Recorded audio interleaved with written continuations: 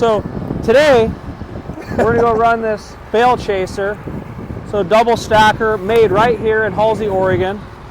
This is a Jake Krupp and Nolan Hosteller have worked on this for I think 20 years. They started building the bale chasers. They're farmers. They run balers. They have a hay press. Actually, Jake was the first guy that I sold straw to when I started baling straw. And it's pretty cool how far the bale chasers came. Oh wait, I've ran the, well, we don't have one here, the ProAgs single bale stackers since 2008. I saw my first one, and so we're looking at, maybe it's time to upgrade. One of the things about these is you can put a tie layer, so you probably can't see from here, but you can tie the tops on the stack, okay? And I have no clue how to run this thing. I picked up 2 bales. Nolan picked up 2 bales. I picked those 2 bales up. That's all. That's my training so far. The one reason why I'm looking at running that is because with a single bale stacker like a ProAg, the bales, when they slide, they'll roll on you. They'll flip if we get into moisture. The other thing is this is way faster. You're picking up 2 bales at a time, and I know they look pretty cool, right? So why not have one? So we're gonna go run this thing and try to figure out how. I don't know. We're gonna figure out how to run it. Don't mind the shit show in the back. Baler decided this morning that it didn't want to bale right, so it just computer problems. I literally unplugged the power, plugged it back in, and it worked. I don't know. So we're gonna be running this on an 8360R John Deere tractor number 5. Another thing is, don't smoke in our tractors. The last guy got fired for this, so no smoking. I'm just gonna throw that little video in there. All right, so I had this thing on. We're gonna do a whole video on how to run it, because guess what?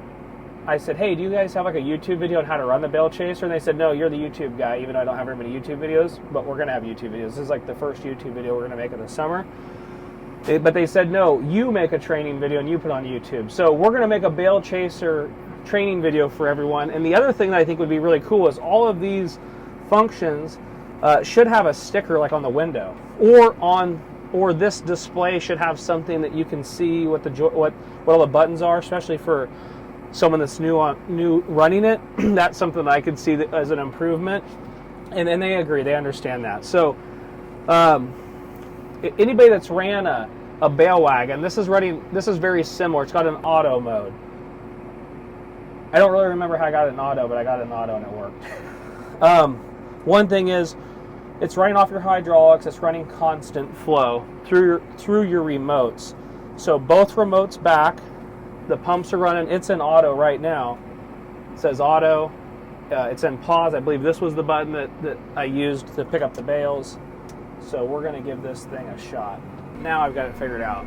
So I've dumped 1 stack. I successfully did it. I only had to call Nolan twice because I never ran it. Like, don't know what I'm doing. Super simple. I'm pretty sure I'm already going to buy 2 of these. Like, I already dumped 1 stack and realized that these are going to be way faster, way better than what we were running. And here's the deal. I was mostly worried about how complex they were to teach people how to run them. And honestly, it's super simple. It looks like a lot's going on, but it's very basic. So don't let that scare you off if you're thinking about buying one of these stackers. That bale looks long. I don't know what's going on there. Before I actually make a video on showing someone how to run it, I'll pick up more than 1 stack because I don't know what I'm doing still. But I can tell you it's super simple. I did a tie layer. That was all about. So I'm not going to do any tie layers for a minute because I'm afraid I'll break a bale because I wasn't paying attention. My most concern right now, honestly, why is it 1, 2, 3, 4, 5? It must make you. I haven't figured the computer part out yet. Someone's gonna watch this and go, that runs this thing, is gonna be like, you have no clue what you're doing. Yeah, I don't. No one showed me. So when it gets to the 5th one, it pauses for a minute. I'm wondering if they have this program set to where it lets you know your last tier. So we're stacking 6 tiers. I'm guessing that's what it's doing. If it does it every time, then I'm assuming that's how it's programmed. It stops so that you know you're on your last one in case you want to do a tie layer. So we're doing 1, 2, 3, 4, 5, 6 tiers. It counts here. And anybody that's ran a bale wagon, like a 3-tie bale wagon, this would be like how your first and second table counts. It auto goes into transport mode. Like this is if you're going to go down the road, so that when you're going across the field to your stack, it's already ready for you to dump. Now, I'll show you when we get up to the stack up here, the tie layer that I put in it. So we tie, currently when we load the trucks in the field, I have the squeeze do those ties. This is going to, doing this with a stacker is going to speed up our squeeze load in the field a lot faster, which we're always behind trucking, and so it'll be really great if we can speed that up. So we've got 1, 2, 3, 4, 5, 6, 7, 8, 9. Let's see, 1, 2, 3, 4, 5, 6, 7, 8, 9. Yeah, so this will make a 9-block load. Now, I don't know. I had a little issues with this when I pulled up the last time. Okay, no, it went right into auto this time. So it's going to automatically go into dump mode. It stops, right? Yeah. So it goes into dump mode for you. So I did it manually last time because I didn't know what I was doing again. So you just keep hitting the auto button basically, and can't see my stack yet. All right, there it is. All right, now I'm getting this thing figured out. I feel like I'm backing up a boat trailer, but I can't see. All right. So now you flip this down. This is going to now run your, if I remember right, run this. Yeah, this is my dump. I was on the other bale. I backed up too far. Oh, fuck. That's not what we want. That's not what we want. That's not what we want. It's not pausing. So I hit auto on accident. See that, guys? Don't do that. On auto, it thought we had already dumped. So what I had asked him in the computer program is if it had programmed to open the arms, and he said this one wasn't. So I think some of them are programmed different depending on what year they were. So I'll have him program it so it'll auto open the arms. So when you hit auto, it'll open them and you can just pull away. The way this one's programmed, from what I can tell, is I've got to open these arms up top. So see, I'm having to do that manually, but they could put the automation in there to where it would do it on its own. So now I want to make sure I'm dumped back all the way and I'm going to pull off. Now there is push-off feet, but you don't really need them. Maybe if you're starting the stack, you'd maybe want push-off feet. But so now it's all screwed up probably because I took it out of auto. These two, I don't know quite the difference. This is my second stack, so I still don't know what I'm doing. Let's jump out. We got a piece of string we got to pick up. I just saw it when we were stacking.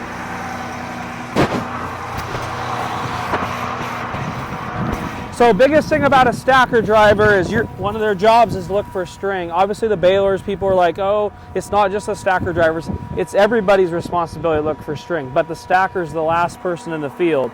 They're the ones that are going to see most of the string. If you're baling the field, you don't see all the string that is behind you. And I love it because people are like, I can bale a whole field and never break a bale, and I never have string problems. And I can tell you that everybody that says that is completely full of shit. It's like saying that a baler never breaks down. So, okay, so see here, I got something going on because my chain, I got something all out of whack. My chain isn't where it's supposed to be. I don't feel like. So I'm going to run it through a cycle like it thinks it has a bale. That way I get it all back into sync. Because it does sit there. God, does that thing drag across the field like that? That's a pretty impressive chain. No wonder we broke one. I didn't notice that. See the red bar down there? Uh-huh. Man. Okay, so this, if you want to run this table, I think that was maybe my problem. I hadn't put that back down yet. I don't know. Like I said, I don't know. We're still figuring it out. All right, we got it dumped. How'd our stack look? Looks pretty straight. Did it pretty good? I mean, the other one, so look at the difference here real quick. Okay, we're stacking against a ProAg, like the 6 bale. See how much straighter that is? Look at how much better the blocks look. Can you see that from the camera? I don't know. Look at how beautiful that is. Look at how nice the barn's gonna look filled and easier. Now look at how crooked all those are. Okay, now look at the end of this one. This one I did with this, so this one right here, I did with the bale chaser, and all of these are with the 6 bale ProAgs. I can tell you that's a selling point on its own. Look at how nice those bales are. Everything starts in the field. So if you rake it good, you bale it good, you make good bales, you make good stacks, they haul better, they press better, they go in your barns better. So I'm glad we did that. That's a good comparison. All right, so we got Owen out here being string boy because we got a string problem this morning. Gavino plugged his baler up, I think. This is probably the fucking biggest mess I've seen in a long time. So you guys this is how you don't bale. The baler decided this morning that it was just not gonna bale. Like we baled with it last night, blew it off, serviced it, and it actually baled like 20 bales this morning and then just stopped, started making like marshmallow bales. Unplugged the computer, plugged it back in, went back to baling. So now we're rebaling like 20 bales. It's awesome. All right. So we're gonna go back to auto, I think. No, down. We're gonna go down. Yeah, we're going down. All right, that's what we're doing. And then I gotta try to get this bale in there, see if I can do it. Oh, yep. All right. Nope. So this is where I need to know what I'm. So this is pause. That's what I just figured out. All right. So that's pause. I need to go down because I screwed up. See. So now this one is a long arm and this one's a short arm. Short arm. All right. So I got to open these up. This is the manual functions. Now I got it in there. Now I can just hit back to auto. When you come up to a bale, basically every time you want it to function, when you get it into auto right, it will do its thing. So it's got a rolling rack, which is a lot of the small ProAgs don't have a rolling rack. So you can see like Casey Liddell behind me. There's the rolling rack, the red thing. We gotta do videos like Casey, right? The duals on this tractor are really big, and I think it's hitting that arm, and I'm going to be really careful because I don't want to screw anything up. I don't know. It sounded really close. I demoed a Circle C stacker when they first started to build them in 2008. We made the first corner. The tongue wasn't long enough, and it ran into the tractor tire and ripped the dual off the tractor. Literally picked up one bale. So I can already see that's something that this tractor, like I say, has these really wide duals. So if you're going to run one of these or whatever, check that clearance. So what's cool is it picks it up off the ground so you're not dragging that bale, and it's doing it all automatically. So this white button right here, when I come up to it, I'm going to hit it. It's going to go down. Once I get into the bale, right there, I'm going to hit it again. There's a second one. It's going to pick it up. The rolling rack's going to go on its own. All that's automated. It senses it. The chain's going to reverse on its own. I don't have to do anything. No, I'm lying to you. I have to hit this again. I forgot every function. The chain goes on auto. My head's still trying to figure out. I'm not really paying attention to this. I'm trying to figure out what we have going on here. Yeah, don't look over there. Don't. Just act like that didn't happen. Did you? Fuck. All my competitors we never have problems. I'm like, you're full of shit. Yeah, I can only imagine. I'm the only one that has a mess. So this is a little tricky. You've got a wheel line here. Let's not do. This is the good way to get kicked out of a farm, is ripping wheel lines apart. All right, so I'm going to try to pull this thing in. Let's go in, get it, hit it twice, back up, put it out of there. All right, here we go. Rolling rack's going to go. Now I got to hit. So I can leave. What's cool is I can leave it up there, right? Like I don't. Oh shit! Fuck! What happened? That doesn't work. So we're just going to call that one good. So the rolling rack. Oh, so here's. So I know what happened. I went too fast, too much speed. This 8360R's got too much horsepower, I guess. So those rolling racks obviously are held by pressure, and so when I threw it in gear, so one thing, don't do that. We were going reverse, I threw it in gear, and since there was enough bales on it, it just pushed that rolling rack back far enough. So I'm going to dump this one because I don't want to make a mess. I don't know if it will. Actually, we're videoing this. Let's see what happens. Let's see if it'll straighten itself up, or we're just going to make a big mess. I mean, a big mess would be better for a YouTube video, right? Already rebaling the whole field, so it's going to take us longer to rebale the field than it is to pick up the bales. All right, so we're going to see what happens here. The rolling rack slid because I went too fast. And let's see what we got going on here. All right, so get this one. We'll get this one out of here. I'm trying to get these bales out of the middle of the field because Wade's trying to get this field cleaned up. So now this is going to be our test to see what happens. Oh yeah, I did all right, I guess. I don't know if it's going to like that. Okay, so it's got 4 up. This is where we're gonna see how much power this thing has, if it'll straighten up this mess I made. So it's gonna have to try to have enough force to shove those bales back straight. I don't know if it's gonna be able to do it. We're gonna find out here. Down, get it in there. Alright, let's see what goes on here. So this should be our 5th. 1, 2, 3, 4. Oh yeah. Oh, did pretty good. How many do we got there? Do we have 1, 2, 3, 4, 5? So we need to do one more. So this is where I was telling you it holds it. And let's see what... I don't know why it... So I have to hit that twice for it to... Yeah. See, that's how it should be. So I had something... See how the paddle's back? uh-huh. I think it's supposed to be like that. I never had it. I got it out of cycle when I dumped. But yeah, it pushed it up. So good thing we didn't dump it. All right, what's going on with the twine here? Like, Owen, dude, Owen's in the pickup. Owen, when you watch this video, you just missed a bunch of twine as he's sitting in the pickup, making poor Lucas. All right, so this is a really hard way to hit a bale. So I think this is the, let's see, this is the inside one, yeah. So when you go like this, obviously everybody that's ran these knows you can spin bales pretty easy. Not like that. Don't do like that. I hit the thing the wrong way. I can't remember which one's which. That one's down, that one's up.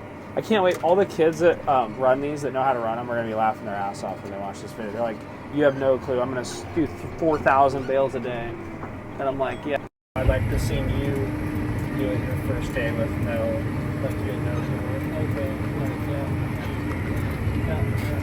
We're in there now. All right, here we go.